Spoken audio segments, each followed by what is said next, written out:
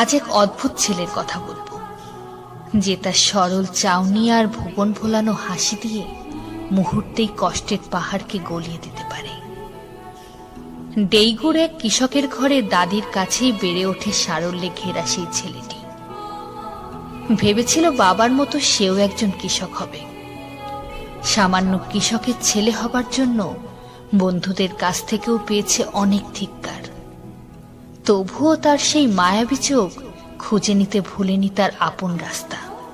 কেই বা জানত সেই দিনের সেই সাধারণ কৃষকের ছেলেই হয়ে উঠবে মোস্ট হ্যান্ডসাম 2020 কিম তেইহো, বিটিএসভি।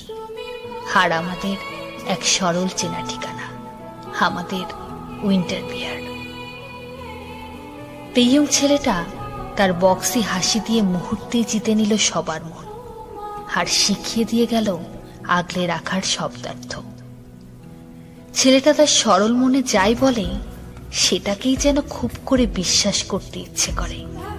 এই ধরুন, ছেলেটা যখন গানের সুরে গভীর কণ্ঠে গেয়ে ওঠে হোয়ার ইজ মাই এঞ্জেল, তখন যেন সত্যিই ভীষণ করে নিজের এঞ্জেলকে খুঁজতে মন চায়।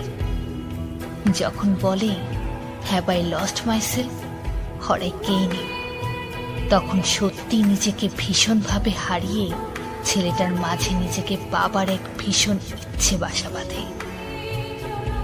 ছেলেটার বলা আই জাস্ট ওয়ানা বি হ্যাপিয়ার শোনার পর যেন মনে হয়েছিল 1000 বছরের কোনো কষ্টের বরফ গলার সময় হয়েছে। যখন এই পারফেক্ট দুনিয়ায় নিজেকে অনেক বেশি ইমপারফেক্ট মনে হয়, তখন এই ছেলেটার সেই সরলতার হাত ধরেই কেন জানি আমার সেই ইমপারফেক্ট আমিটাকেই ভীষণভাবে ভালোবাসতে ইচ্ছে করে ছেলেটার সেই ভুবন ফোলানো হাসিতে নিজের আশ্রয় খুঁজতে। ছেলেটা যেদিন নিজের সব থেকে প্রিয় মানুষটাকে হারিয়ে স্টেজে দাঁড়িয়ে অবুঝ বাচ্চার মতো করে কেঁদেছিল, সেদিন বুঝেছিলাম শুধু আমরাই না, এই ছেলেটাও ভীষণভাবে আমাদের মাঝে তার আশ্রয়কে খুঁজছে। ওই দিন বুঝেছিলাম যতটা আপন আমরা এই ছেলেটাকে করেছিলাম, ঠিক ততটাই ভরসায় ছেলেটা আমাদের আপন মেনেছে। তাই হয়তো নিজের একান্ত মন কেমনের দিনে ওয়েভার্সকেই নিজের ঘরের চৌকাঠ মেনেছে। ছেলেটা আমাদের শিখিয়ে দিয়ে গেল আই পার্পল ইউ এর মানে, বুঝিয়ে দিয়ে গেল দিনের শেষ মুহূর্ত অবধি ছেলেটা আমাদের ভালোবাসবে। রংধনুর বেগুনি রং যেমন বাকি রঙদের আগলে রাখে, ঠিক একইভাবে ছেলেটিও আর্মি ফ্যান্ডমকে আগলে রাখবে দিনের শেষ মুহূর্ত অবধি।